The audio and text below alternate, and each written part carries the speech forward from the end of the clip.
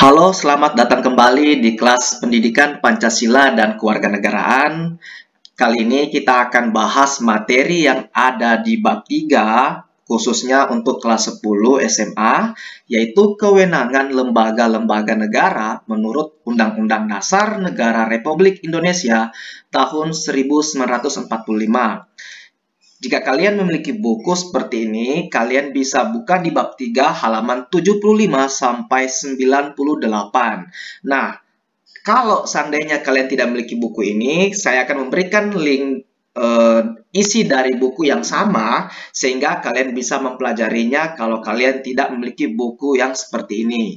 Oke, langsung saja kita masuk pada pokok pembahasan yang pertama.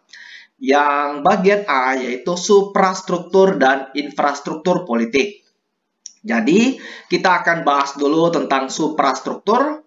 Suprastruktur atau kita akan jelaskan yaitu sistem politik terdiri dari dua kata yang memiliki pengertian sistem dan politik. Nah, sistem adalah suatu kesatuan dari unsur pembentuknya yang saling terjalin oleh suatu hubungan fungsional. Sedangkan politik dalam bahasa Arab diartikan sebagai siasah yang berarti strategi. Jika kedua kata tersebut disatukan, maka apakah sebenarnya makna sistem politik? Nah, sistem politik adalah seluruh kegiatan politik di dalam suatu negara atau masyarakat yang mana kegiatan tersebut berupa penerapan nilai-nilai dasar kepada masyarakat yang saling terhubung dan terikat. Apa ciri-ciri dari sistem politik? Yang pertama, memiliki tujuan. Yang kedua, mempunyai komponen. Yang ketiga, komponen memiliki fungsi yang berbeda. Yang keempat, adanya interaksi antar komponen. Yang kelima, adanya mekanisme kerja dalam kurung pengaturan struktur kerja dalam sistem politik. Yang keenam, adanya kekuasaan untuk mengatur komponen baik di dalam maupun di luar sistem. Dalam kurung, tiap komponen memiliki kekuasaan namun tingkatannya berbeda-beda.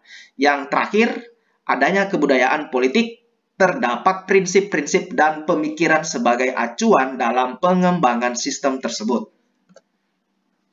Bagian keempat, ciri khas dari sistem politik. Nah, di sini ada ciri-ciri khas dari sistem politik. Yang pertama adalah daya jangkaunya universal, meliputi semua anggota masyarakat. Yang kedua, adanya kontrol yang bersifat mutlak terhadap pemakaian kekerasan fisik. Yang ketiga, hak membuat keputusan. Keputusan yang mengikat dan diterima secara sah. Yang keempat, keputusannya bersifat otoritatif, artinya mempunyai kekuatan legalitas dan kerelaan yang besar. Nah, sekarang kita masuk di bagian infrastruktur. Infrastruktur politik adalah kelompok-kelompok kekuatan politik dalam masyarakat yang turut berpartisipasi secara aktif. 4 kekuatan infrastruktur politik. Yang pertama adalah partai politik. Organisasi politik yang dibentuk oleh sekelompok warga negara Indonesia atas dasar persamaan kehendak dan cita-cita. Contoh, Partai Nasdem, Partai Gerindra, PKS, PAN, PKB, PPP, dan sebagainya. Itulah contoh-contoh dari partai politik. Yang kedua, kelompok kepentingan atau interest group.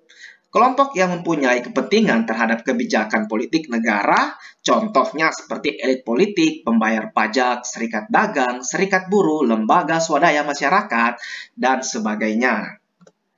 Terus yang bagian C, kelompok penekan atau pressure group. Kelompok yang bertujuan memperjuangkan keputusan politik berupa undang-undang atau kebijakan publik yang dikeluarkan pemerintah sesuai dengan keinginan kelompok. Contohnya, kelompok yang melakukan demonstrasi, aksi mogok, dan sebagainya. Kalau kalian bisa melihat aksi-aksi demonstrasi, nah itu adalah bisa dikatakan sebagai kelompok penekan. Dan bagian keempat atau bagian D, media komunikasi politik. Sarana atau alat komunikasi politik dalam proses penyampaian informasi dan pendapat politik secara tidak langsung. Contohnya, media cetak seperti koran, majalah, buletin, brosur, tabloid, dan sebagainya. Media elektronik seperti televisi, radio, internet, dan sebagainya. Itu adalah contoh media dari komunikasi politik. Yang bagian B, sekarang kita masuk pada bagian B, yaitu lembaga-lembaga negara Republik Indonesia menurut Undang-Undang Dasar Negara Republik Indonesia tahun 1945. Undang-Undang Dasar Negara Republik Indonesia tahun 1945 sebagai konstitusi Indonesia mengatur keberadaan lembaga-lembaga negara mulai dari tugas, fungsi, wewenang sampai pada susunan dan kedudukannya. Aturan dalam konstitusi ini dijabarkan oleh undang-undang yaitu Undang-Undang Nomor 42 Tahun 2014 tentang MPR, DPR, DPD, dan DPRD.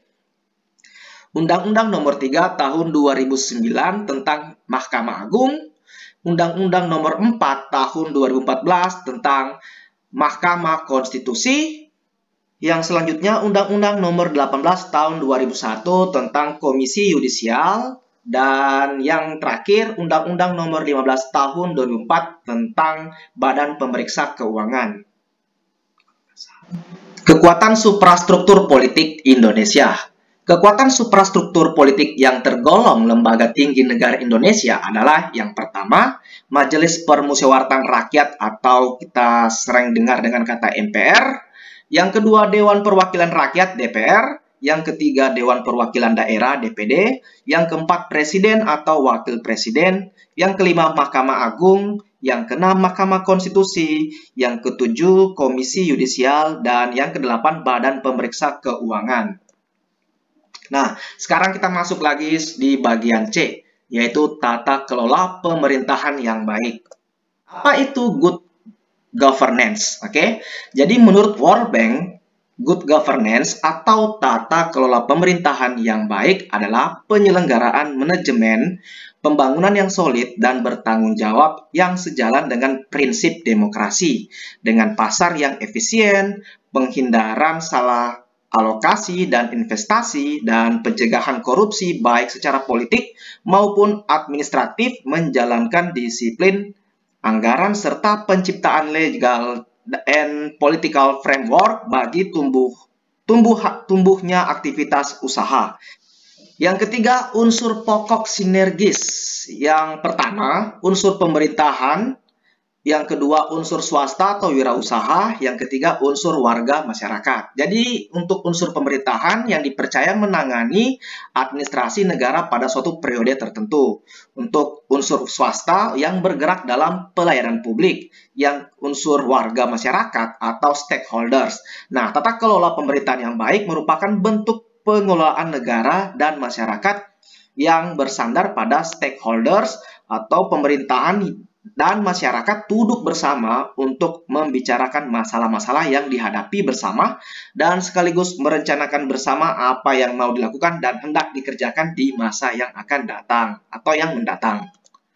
Ciri-ciri tata kelola. Oke, yang pertama adanya demokratis, yang kedua adanya komunikatif, ketiga penguatan diri sendiri, yang keempat keseimbangan kekuatan atau balance of force, yang kelima yaitu independensi. Nah, di sini kalian bisa baca sendiri apa itu demokratis, apa itu komunikatif, penguatan diri, keseimbangan kekuatan, dan independensi. Nah, hubungan dalam struktur pemerintahan Indonesia. Yang pertama, pasar. Contoh, pemerintahan mengendalikan harga-harga sembako agar sesuai dengan harga pasar. Rakyat, contohnya pemerintah memberikan pelayanan dan perlindungan bagi rakyat. Dalam organisasi kemasyarakatan, contohnya pemerintah memberikan kesempatan kepada organisasi kemasyarakatan untuk berpartisipasi dalam pembangunan. Yang keempat, pejabat yang dipilih atau politisi dan pejabat yang diangkat, contohnya mengadakan pertemuan atau rembuk antara tokoh masyarakat, pejabat, birokrasi, atau politisi. Yang kelima, lembaga pemerintahan dengan penduduk perkotaan dan penduduk pedesaan, contohnya memberikan izin bertempat tinggal kepada penduduk yang bekerja di perkotaan. Yang keenam, legislatif dan eksekutif, misalnya membahas RUU. Yang ketujuh, pemerintah nasional dengan lembaga internasional, contohnya kerjasama di segala bidang untuk kemajuan bangsa. Syarat tata kelola pemerintahan yang baik. Yang pertama, efisiensi dalam manajemen pada sektor publik. Yang kedua, akuntabilitas publik, segala tindakan pemerintah dapat dipertanggungjawabkan kepada masyarakat. Yang ketiga, hukum adanya peraturan perundangan yang mendukung. Yang keempat, sistem informasi untuk menjamin akses masyarakat terhadap segala kebijakan dan informasi. Yang kelima, transparansi. Masyarakat memiliki hak untuk mengetahui keputusan dan gerak pemerintah. Nah, pertanyaannya, apakah Indonesia sudah memiliki tata kelola pemerintahan yang baik? Jadi kita akan simak video Setidaknya yang ada 5 di pimpinan lembaga negara yang video menjadi tersangka yang ada di karena sini. terlibat korupsi. Yang terbaru, KPK menetapkan Wakil Ketua DPR Taufik Kurniawan sebagai tersangka karena menerima suap. Berikut para pimpinan lembaga negara yang harus mendekam di balik penjara karena terlibat korupsi. Jadilah para pimpinan-pimpinan lembaga negara yang jadi tersangka. Yang pertama, Setia Novanto, Ketua DPR 2014 sampai 2017. Kasusnya adalah korupsi EKTP. Terus selanjutnya, Taufik Kurniawan sebagai Wakil Ketua DPR 2014 sampai 2018. Kasusnya menerima suap anggaran dan Kebumen. Irman Gusman, Ketua DPD 2014 sampai 2016. Kasusnya menerima suap impor gula. Pimpinan lembaga negara yang jadi tersangka selanjutnya adalah Patrialis Akbar sebagai Hakim Mahkamah Konstitusi 2013 sampai 2017. Kasusnya adalah suap impor sapi. Jadi demikianlah beberapa ya yang sudah kita lihat, seperti Akil Mokhtar juga sebagai Ketua MK 2008 sampai 2013 kasus suap sengketa pilkada. Jadi ini adalah contoh dari pimpinan lembaga negara yang jadi tersangka. Jadi kalian bisa menilai apakah tata kelola pemerintahan yang Indonesia miliki apakah sudah baik atau belum. Dan bagian D, partisipasi warga negara dalam sistem politik di Indonesia. Partisipasi politik adalah peran serta warga negara baik secara individu maupun kolektif dengan tujuan untuk mempengaruhi keputusan politik. Ciri-ciri suatu masyarakat politik adalah selalu ada kelompok yang memerintah dan diperintah, dapat menerima suatu pendapat, membangun budaya politik yang demokratis, memiliki wawasan kebangsaan, sikap dan perilaku yang mencerminkan cinta tanah air, menjunjung tinggi demokrasi, hak asasi manusia, keadilan, dan persamaannya. Jadi ini adalah contoh atau ciri-ciri suatu masyarakat politik. Nah, sekarang contoh partisipasi di lingkungan sekolah. Adanya pemilihan ketua OSIS, pemilihan ketua kelas, dan ketua organisasi ekstrakurikuler. Nah, yang kedua, pembuatan anggaran dasar dan anggaran rumah tangga OSIS atau organisasi ekstrakurikuler. Yang ketiga, forum-forum diskusi atau musyawarah yang diselenggarakan oleh di sekolah dengan ketentuan Pancasila, Undang-Undang Dasar Negara Republik Indonesia 1945, Undang-Undang RI Nomor 9 Tahun 1998 tentang kemerdekaan menyampaikan pendapat di muka umum. Dan yang terakhir, tata tertib siswa dan sebagainya. Nah, contoh partisipasi di lingkungan masyarakat. Yang pertama, forum warga, memiliki ketua WRT, kepala desa, ketua organisasi masyarakat, dan sebagainya. Yang ketiga, pembuatan peraturan yang berupa anggaran dasar dan anggaran rumah tangga bagi organisasi masyarakat, koperasi, RT, RW, LMD, dan sebagainya. Ketentuannya Pancasila dan Undang-Undang Dasar Negara Republik Indonesia 1945, peraturan perundang-undangan yang terkait misalnya Undang-Undang Hak Asasi Manusia, Undang-Undang Partai Politik, dan sebagainya. Peraturan yang berlaku khusus di lingkungan setempat seperti peraturan RT, RW, peraturan desa, dan sebagainya. 4. Norma-norma sosial yang berlaku. Contoh partisipasi di lingkungan negara.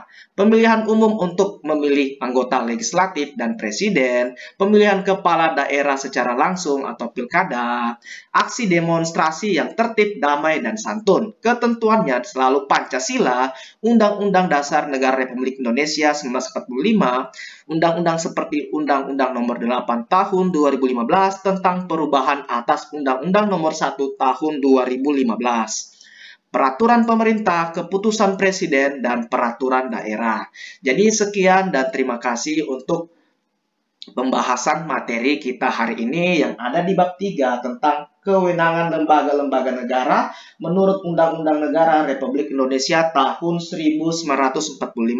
Semoga bermanfaat untuk kalian dan tetap sehat, tetap semangat belajar. Sampai berjumpa di pembelajaran selanjutnya.